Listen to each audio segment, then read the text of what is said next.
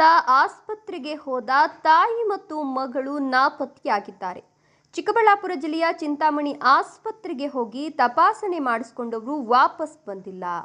ಇನ್ನು ಕಾಣೆಯಾದವರು ಶ್ರೀನಿವಾಸಪುರ ಪಟ್ಟಣದ ಪಾಲಿಟೆಕ್ನಿಕ್ ರಸ್ತೆಯ ನಿವಾಸಿಗಳಾಗಿದ್ದು 32 ವರ್ಷದ ಅನ್ನಮ್ಮ, 12 ವರ್ಷದ ಮಂಜುಳಾ ಕಾಣೆಯಾಗಿದ್ದಾರೆ. ಬೆಂಗಳೂರು ವಿಕ್ಟೋರಿಯಾ ಆಸ್ಪತ್ರೆಯಲ್ಲಿ ಕಿಡ್ನಿ ಸ್ಟೋನ್ ವಿಚಾರಕ್ಕೆ ಸಂಬಂಧಪಟ್ಟಂತೆ ಚಿಕಿತ್ಸೆ ಪಡೆಯುತ್ತಿದ್ದ ಮಹಿಳೆ, ಹೀಗಾಗಿ ಪುನಃ ಮರು ತಪಾಸಣೆಗೆ ಅಂತ ಚಿಂತಾಮಣಿ ಪಟ್ಟಣದ ಪ್ರಮೋದ್ ಸ್ಕ್ಯಾನಿಂಗ್ ಸೆಂಟರ್ಗೆ ಹೋಗಿದ್ರು ಮಹಿಳೆ. ಇನ್ನು ಕಾಣೆಯಾದವರ ಪತ್ತೆಗಾಗಿ ಅನ್ನಮ್ಮ ಪತಿ ಶ್ರೀಧರ್ ಮನವಿಯನ್ನ ಮಾಡಿಕೊಂಡಿದ್ದು, ಕಾಣೆಯಾದವರ ಪತ್ತೆಗಾಗಿ ಪೊಲೀಸ್ ಠಾಣೆಯಲ್ಲಿ ಪ್ರಕರಣ ದಾಖಲಾಗಿದ್ದು ಪೊಲೀಸರು ತನಿಖೆ ಕೈಗೆತ್ತಿಕೊಂಡಿದ್ದಾರೆ.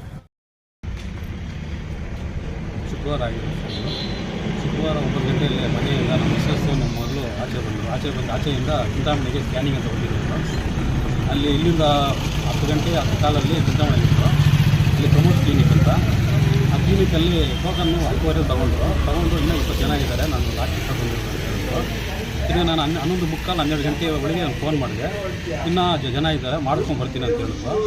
ಆಮೇಲೆ ಎಲ್ಲ ಒಂದು 12:15 ಒಳಗೆ ಸ್ವಿಚ್ ಆಫ್ ಆಯಿತು ಫೋನು. ಅದು ಸ್ವಲ್ಪ ಫೋನ್ ಸ್ವಲ್ಪ ಇದಿತ್ತು, ನಾನು ಬರ್ತಾರೆ ಬಿಡೋದು ನಾನು ಸ್ವಲ್ಪ ಗಮನಕ್ಕೆ ಹಾಕ್ಕೊಂಡಿಲ್ಲ. ಇನ್ನು 18 ಕಿಲೋಮೀಟರ್ ಹತ್ತಿರ ನಾನು ಇದು ಗಮನಕ್ಕೆ ನಾನು ತೊಗೊಂಡಿಲ್ಲ, ಬರ್ತಾರೆ ಇನ್ನು ಯಾಕೆ ಅಂದ್ಬಿಟ್ಟೆ. ಅದು ಇವಾಗ ಸ್ವಿಚ್ ಆಫ್ ಬಂತು. ತಿರ್ಗಿ ನಾನು ನೋಡಿದೆ, ಒಂದು 4, 5, 8 ಗಂಟೆಗೆ ಹೋಗಿ ನೋಡಿದೆ. ಡೌಟ್ ಬಂದು ಹೋದೆ. ಕ್ಲಿನಿಕಲ್ಲಿ 8:15 ಮುಚ್ಚಾಕಿದ್ದಾರೆ ಅಂತ ಹೇಳಿದ್ರು. ತಿರ್ಗಿ ಅಲ್ಲಿಂದ ಎಲ್ಲ ಸುಂದಿ ಪ್ರತಿಯೊಂದು ನಾನು ನೋಡಿದೆ, ಎಲ್ಲಿ ಇಲ್ಲ, ಫೋನು ಸ್ವಿಚ್ ಆಫ್ ಅಂತ ಬಂತು. ಭಯ ಆಯಿತು ನನಗೆ. ಅವತ್ತು ನೈಟೆಲ್ಲ ಅಲ್ಲೇ ಸುತ್ತಾಡಿದೆ. ಅಲ್ಲಿ ಶ್ರೀನಿವಾಸರು ಬಂದು ನಮ್ಮ ಫ್ರೆಂಡವರು ವೆಹಿಕಲ್ ತೊಗೊಂಡೋಗಿ ಪ್ರತಿಯೊಂದು ಜಾಗ ನೋಡಿದೆ. ತಿರ್ಗಾ ಬೆಳಗ್ಗೆ ಹಂಗೆ ಬಂದರು. ಎಲ್ಲ ಹುಡುಕಿ ಎಲ್ಲ ನೋಡಿದೆ. ನನಗೆ ಜಾಸ್ತಿ ಭಯ ಆಗೋಯಿತು. ತಿರ್ಗಿ ಬಂದು ನಮಗೆ ಕೃಷ್ಣೇಗೌಡರು ಅಂತ ನಮ್ಮ ಫ್ರೆಂಡ್ ಒಬ್ಬರಿದ್ದರು, ನಮ್ಮ ತಂದೆ ಅಂತವರು.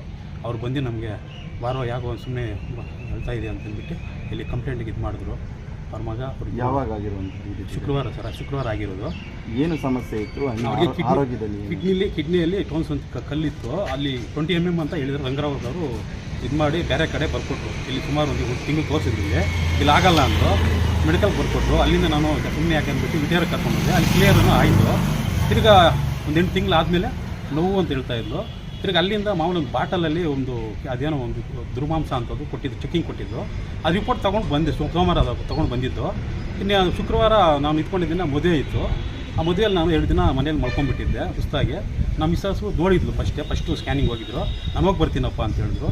ಆಯ್ತು ಅಂದ್ಬಿಟ್ಟು ನಾವು ಹೊಸಕೋಟೆಯಿಂದ ಮಕ್ಕಳು ಕೂಡ ಅವ್ರು ಕರ್ಕೊಂಡು ಹೋಗ್ತೀವಿ. ಅವ್ರದ್ದು ಅಲ್ಲೇ ನಾನು ಮದುವೆ ಆಗಿರೋದು ಅಂತ ಬರ್ತಾರಲ್ಲ ಅಂದ್ಬಿಟ್ಟು ನಾನು ಸ್ವಲ್ಪ ಧೈರ್ಯವಾಗಿದ್ದೆ.